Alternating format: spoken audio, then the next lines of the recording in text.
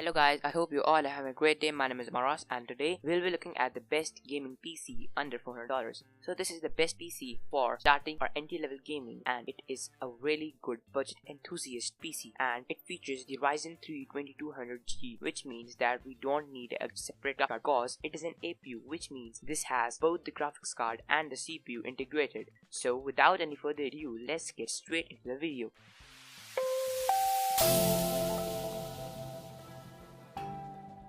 Starting off with the processor. So this processor today is replacing the GPU and the CPU, which is the Ryzen 3 2200G APU. APU stands for Accelerated Processing Unit, which means it has the CPU and the graphics card integrated. So the CPU is based at 3.5 GHz and can be boosted up to 3.7 GHz and has 4 cores and 4 threads because this is the Ryzen 3 1200 CPU. And the graphics that we can see are the RX Vega 8 graphics with 1100 MHz boost. These graphics are really good for low level and entry level gaming, as these can provide you decent gaming experience at 1080p low and 720p medium settings with good graphics and smooth gameplay. And this will be the best APU for the budget enthusiast because it won't cost you a lot of money and it will give you the performance of both the CPU and the GPU just for $100. So for the motherboard, I'm going with the MSI B350M TOMAHAWK motherboard. This is a really good motherboard as it is a standard AMD motherboard and comes with the AM4 socket and supports up to 6 GBs of SATA. And this is also a future-proof motherboard as you can even put the Ryzen 7 1700X processor in it and it will still do a really great job as it can be overclocked and it supports overclocking for all the AMD Ryzen processors. And the good thing about this is that it is really cheap and only comes for about $65.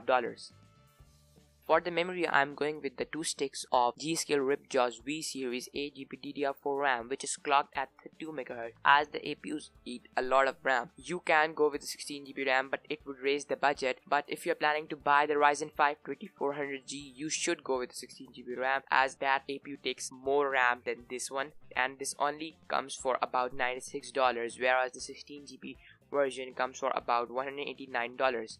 So it saves you a lot of money and also provides you good performance.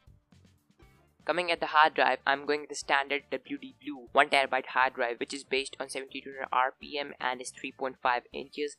This will be enough for all your games, movies and other stuff and would provide you a decent experience. You could go with the 256GB or the 120GB SSD, but that would be a little more expensive than this hard drive and it won't give you so much space for your games, and this one only comes for about $46, whereas the 120GB SSD comes for about $50 to $56.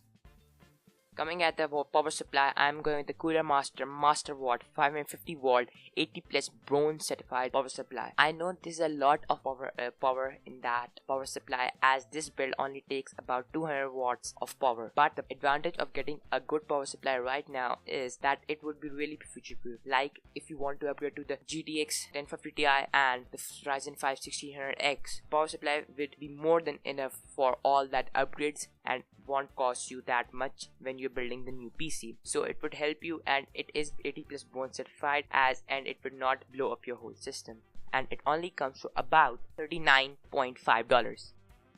Surely we need to hold all the components, so for the case I'm going with the Cooler Master Masterwatt Lite 5 case, which is the best budget case rolling in markets right now as it only costs $30 and has tempered glass on one side. It also has 2 to 3 USB ports on the head, and it won't disappoint you as this is a regular mid-tower ATX case and it is future proof and looks a lot like gaming cases, but comes for only $30.